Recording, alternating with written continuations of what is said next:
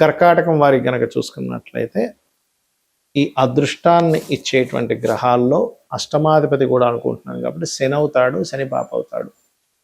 మరి పాప అయినటువంటి శని శుభ ఫలితాలు ఇస్తాడా, ఇవ్వడా అంటే ఇట్స్ డిపెండ్ ఆన్ మీ శని ఎక్కడున్నాడు అనే దాని మీద మీకు అదృష్టం అనేటువంటిది ఎంతవరకు వర్తిస్తుందని తెలుస్తుంది.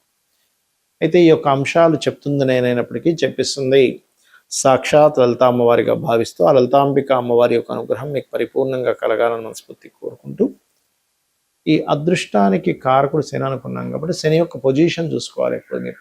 అంటే ఏంటి, ఉచ్చ స్థానంలో ఉన్నాడా, నీచ స్థానంలో ఉన్నాడా, పాపగ్రహాలతో ఏమైనా కలిసి ఉన్నాడా, శుభగ్రహాలతో కలిసి ఉన్నాడా.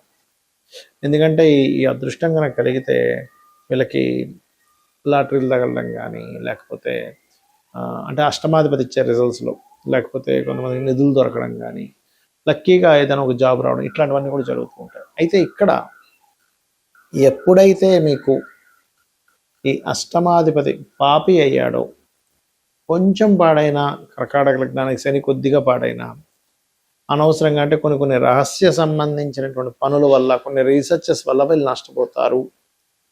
అష్టమం కుంభరాశి అయింది కాబట్టి కుంభం అనేటువంటిది రహస్య స్థానంగా చెప్తూ ఉంటారు. అంటే కొన్ని చూడండి, ఒక్కోసారి రహస్యంగా కొన్ని పనులు చేస్తుంటారు. ఏదో ఎఫ్ఐఆర్ పెట్టుకోవడం మనం, లేకపోతే ఏదో రీసెర్చ్ చేయడం మనం, లేకపోతే రహస్య సాధనలు కొన్ని చేస్తూ ఉంటారు. పూర్తిగా గురువుల ద్వారా తెలుసుకోకుండా ఏదో కొన్ని రహస్య సాధనలు, కుండలిని యోగం అనో, లేకపోతే ఇంకేదో శక్తి దేవతల్లో కొన్ని పిశాచ సాధనలు కొన్ని ఉంటాయి. అటువంటివి చేయడం వల్ల కూడా నష్టపోతూ ఉంటారు. కాబట్టి ఇటువంటి విషయాల్లో మీ శని గనక పాడైనట్లయితే ఎట్టి పరిస్థితుల్లోని వీటి జోలికి వెళ్ళకండి దయచేసి. అలాగే మరొక విషయం ఏంటంటే, ఇక్కడ గమనించినట్లయితే ఈ యొక్క రాశి వారికి ప్రధానంగా ఇక్కడ ఏంటంటే, ఈ అష్టమాధిపతి భాగ్యాధిపతి, అంటే అష్టమాధిపతి శని అయితే భాగ్యాధిపతి గురువు అవుతున్నాడు. ఒక్కొక్కసారి ఈ భాగ్యాధిపతి అష్టమంలో ఉంటాడు, అప్పుడు మళ్ళీ అష్టమం బాగుపడుతుంది. ఎందుకంటే ఈ లగ్నానికి శుభత్వం కదా, అందుకని ఆ రకంగా చూసుకోవాలి. ఇంకొక విషయం ఏంటంటే, ఎక్కువగా బెల్లము తినిపించడం గోవులకి, మరియు ఓం ఇంద్రగోప పరిక్షిప్త స్మరతోనా వజంగికాయ నమః అనే మంత్రం చేయడం, ఇవి ఎక్కువగా చేస్తుండాలి. ఒక్కొక్కసారి అష్టమాధిపతి కనుక పాడైతే గనక వీళ్ళు ముఖ్యంగా శనివారాలు బ్లూ ఆర్ బ్లాక్ కలర్స్ వస్త్రాలు ధరించినా కూడా ఆ వస్త్రము యొక్క ప్రభావం కూడా చూపిస్తూ ఉంటుంది. అందుకే మన వాళ్ళు దానం ఇచ్చేటప్పుడు వస్త్ర సహితంగా ఇస్తాం, వస్త్రాలు దానంగా ఇస్తూ ఉంటాం. ఎందుకంటే వస్త్రానికి చంద్రుడికి సంబంధం ఉంటుంది, చంద్రుడికి ఎమోషన్స్కి సంబంధం ఉంటుంది. Emotions, lot of emotions combination మనిషి చెప్పాలంటే, మనిషి యొక్క ఆలోచనలు కానీ. కాబట్టి ఇలా చేయండి, అన్ని విధాలు బాగుంటుంది. ఇక్కడ ఒక్కొక్క లగ్నానికి అష్టమాధిపతి శుభుడైతే కొన్ని లగ్నాలకు అష్టమాధిపతి పాప అవుతాడు. ముందుగా తీసుకుంటే కనుక మేషానికి శుభుడవుతాడు, కానీ వృషభానికి పాప అవుతాడు. ఎందుకంటే లగ్నాధిపతి శుక్రుడైతే అష్టమాధిపతి గురువు, అంటే లగ్న అష్టమాధిపతులు వ్యతిరేక వాళ్ళైతే పాపలు అవుతారు. సింపుల్గా చెప్పాలంటే, ఈయనేమో శుక్రుడేమో మనకి దేవతలకి గురువు, గురువేమో రాక్షసులకు గురువు శుక్రుడు, గురువేమో దేవతలకు గురువు. కాబట్టి అది వ్యతిరేక ఫలితాలు. మిథునానికి అష్టమాధిపతి శుభుడు అవుతాడు మళ్ళీ, ఎందుకంటే అష్టమ భాగ్యాధిపతి. దీన్ని ఎలాగ రిఫైన్ చేస్తాము అంటే, లగ్న పంచమ భాగ్యాధిపత్యం గనక వస్తే ఏ భావానికైనా వాళ్ళు శుభులు అవుతారు. ఇది మెయిన్గా గుర్తుపెట్టుకోండి. సో మిథునానికి అష్టమాధిపతి శుభుడు, కర్కాటకానికి పాపి, సింహానికి శుభుడవుతాడు, కన్యకి పాప అవుతాడు. ఎందుకంటే కన్యా లగ్నానికి బుధుడు లగ్నాధిపతి అయితే అష్టమాధిపతి కుజుడు, తులా లగ్నానికి లగ్న అష్టమాధిపతి శుక్రుడు శుభుడే అవుతాడు. మరియు ఇక్కడ ఈ యొక్క వృశ్చిక లగ్నానికి పాప అవుతాడు, ఎందుకంటే కుజుడు బుధుడు అవుతాడు. కాబట్టి ధనుర్లగ్నానికి న్యూట్రల్గా ఉంటుంది, ధనులగ్నానికి మకర లగ్నానికి న్యూట్రల్, కాకపోతే పాపే ఇక్కడ కొంచెం. కాకపోతే రవిచంద్రుల విషయంలో పరాశర మహర్షులు వారు చెప్పినటువంటి అంశం ఏమిటంటే, అష్టమాధిపత్యం కనుక రవిచంద్రులకు వస్తే కనుక వాటిని పాపులుగా తీసుకోవడానికి వీల్లేదు, ఎందుకంటే తల్లిదండ్రులుగా చెప్తుంటారు కాబట్టి రవిచంద్రులు. అలాగే కుంభలగ్నానికి శుభుడవుతాడు అష్టమాధిపతి, ఎందుకంటే పంచమాధిపత్యం వచ్చింది కాబట్టి బుధుడికి. కుంభలగ్నాధిపతి శని, పంచమ అష్టమాధిపతి బుధుడు అయ్యాడు కాబట్టి. అదేవిధంగా మీన లగ్నానికి అష్టమాధిపతి పాప అవుతాడు. మరి అష్టమాధిపతి పాపి అయితే అదృష్టం ఉండదా అని ఒక సందేహం కలుగుతుంది. అలా కాదు.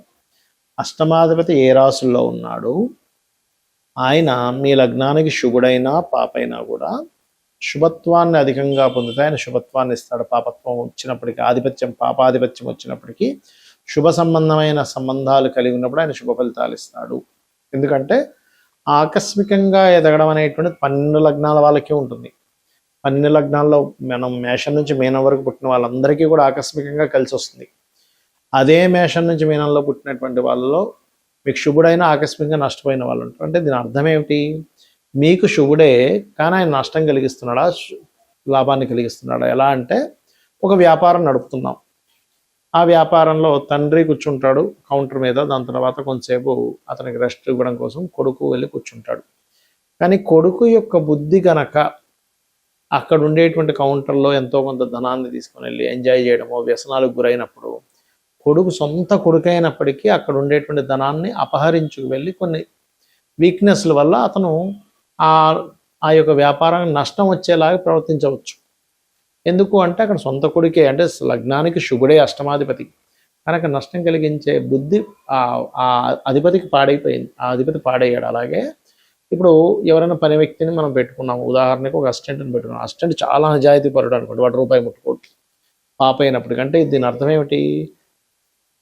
సొంత వాళ్ళైనా బుద్ధి పాడైతే ఇబ్బందిని ఇస్తుంది, బయట వాళ్ళైనా వాడు బుద్ధి పాడవకపోతే వాడు మంచి చేస్తాడు. అలాగే గ్రహం కూడా మీ లగ్నానికి శుభుడైనా పాపైనా అష్టమాధిపతి బాగున్నాడో లేదో చెక్ చేసుకోవాలి. ఆ బాగుండడం బాగోపోవడం ఎలా చెక్ చేయాలి అంటే, పాపకత్తెరలో ఉన్నాడా, పాపగ్రహాలతో కలిసి ఉన్నాడా, పాపగ్రహంతో వీక్షిస్తున్నాడా, దాని పోర్ట్ఫోలియో పాడైందా, అది ఉండే నక్షత్రం పాడైందా, బాగుందా చూసుకోవాలి. దీన్ని డివిజనల్ చార్ట్స్ అంటారు. అంటే వర్గ చక్రాల్లో ఎక్కడైనా పాడైతే కూడా దీని యొక్క ప్రభావం ఆ రకంగా ఇస్తూ ఉంటుంది, గుర్తుపెట్టుకోండి. అదేవిధంగా మరొక విషయం ఏంటంటే, ఇక్కడ గమనించినట్లయితే వీటితో పాటు అష్టమ స్థానంలో మీ లగ్నానికి శుభుడైనటువంటిది ఏదైనా గ్రహం వచ్చి కూర్చున్నా అష్టమం బాగుపడ్డట్టే. ఇవి రూల్స్. అయితే అష్టమం అనేటువంటిది అదృష్టము, మీ యొక్క పూర్వజన్మ పుణ్యాన్ని విత్డ్రాల్ చేసుకునేటువంటి స్థానం అష్టమం. 9వ భావం మనం భాగ్యభావం అంటాం. భాగ్యాన్ని విత్డ్రాల్ చేసుకునేది అష్టమం. కాబట్టి ఎవరైనా రాజకీయాల్లో బాగా రాణించాలన్నా, లేకపోతే లాటరీ కొట్టామండి అంటూ ఉంటారు, లాటరీ కొట్టాలన్నా, ఒక నిధి దొరికిందండి అనాలన్నా, వీటన్నిటికీ కూడా అష్టమమే ముఖ్య కారణము. అందుకని మీరు పూజ చేస్తున్నామండి, ఫలితం రాలేదు, అష్టమం పాడైంది, అక్కడ భాగ్యంతో పాటు అష్టమం కూడా పాడవుతుంది, పంచమం పాడవుతుంది. కొంతమంది కాన్సన్ట్రేషన్ ఎందుకు చేయలేరంటే అది కారణం. కాబట్టి మీరు ఏం చేయాలంటే, అష్టమీ చంద్ర విభ్రాజ అలిక స్థల శోభితాయే నమః, ఈ మంత్రము కూడా మీకు అద్భుతంగా పనిచేస్తుంది. అదృష్టం అనేది లేకపోతే ఎలా ఉంటుందంటే దగ్గర దాకా వెళ్ళి మిస్ అవుతుంది. చూడండి, కొన్ని మనం సినిమాల్లో చూస్తూ ఉంటాం, సినిమా హీరోల్లో కూడా చూడండి, ఏ బ్యాక్గ్రౌండ్ లేదండి కానీ వచ్చేసి హిట్ అయిపోయి పెద్ద హీరో అయిపోయాడండి అంటూ ఉంటాం. పెద్ద బ్యాక్గ్రౌండ్ ఉంది, తండ్రి చిన్నాన్నలు అందరూ డైరెక్టర్లు ప్రొడ్యూసర్లు ఉండి కూడా సక్సెస్ అవ్వలేకపోతుంటారు. దాన్ని అదృష్టం అంటాం. అసలు ఎప్పుడూ కొననటువంటి వ్యక్తి ఎప్పుడూ లాటరీ కొంటే టక్కన వాడికి కలిసి వస్తుంది.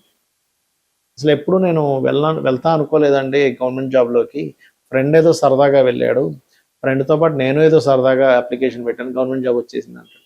అలా కాకుండా మరి కొంతమంది కొన్ని సంవత్సరాల తరబడి పాపం ఎంతో కష్టపడితే కానీ రాదు కొంతమందికి. దీన్నే అదృష్టం అంటారు. ఆ అదృష్టం అనేది పంచమ లాభ భాగ్యాలతో పాటు అష్టమ స్థానం కూడా సంబంధం కలిగి ఉంటుంది. బికాజ్ ఆఫ్ పూర్వజన్మ పుణ్యం విత్డ్రాల్ ప్లేస్ కాబట్టి నేను ఇందాక చెప్పినటువంటి ఓం అష్టమి చంద్ర విభ్రాజాలిక స్థల శోభితాయ అని మహామంత్రం చేసుకోవడము. మరి కొంతమందికి ఇప్పుడు మనం చెప్పుకున్నాం, ఏది నిధులు దొరుకుతుంటాయి ఎలాగా అంటే, పూర్వజన్మల్లో వాళ్ళు ఒక ఊరంతా ఏదో ఇబ్బందులో పడితే వాడి దగ్గర ఉన్నది మొత్తం సర్వస్వం కూడా దానం చేసిన వాడి వ్యక్తి అయి ఉంటాడు. లెక్క కట్టకుండా ఇప్పుడు నేను ఈ దానం చేస్తే నాకేంటి లాభము అని చెప్పి లాభాపేక్ష చూసుకోకుండా, అవతల వాళ్ళు ఇబ్బందుల్లో ఉన్నారు కదా, ఆ ఇబ్బందుల్లో ఉండేటువంటి వారికి ఏదో ఒకటి సహాయం చేయాలనే భావనతో చేయడం అనేటువంటిదే మీకు ఇక్కడ ఫలితం ఇస్తుంది. ఇది పాటించండి, ఖచ్చితంగా మీరు అదృష్టాన్ని పొందుతారు. శ్రీమాత్రే నమః.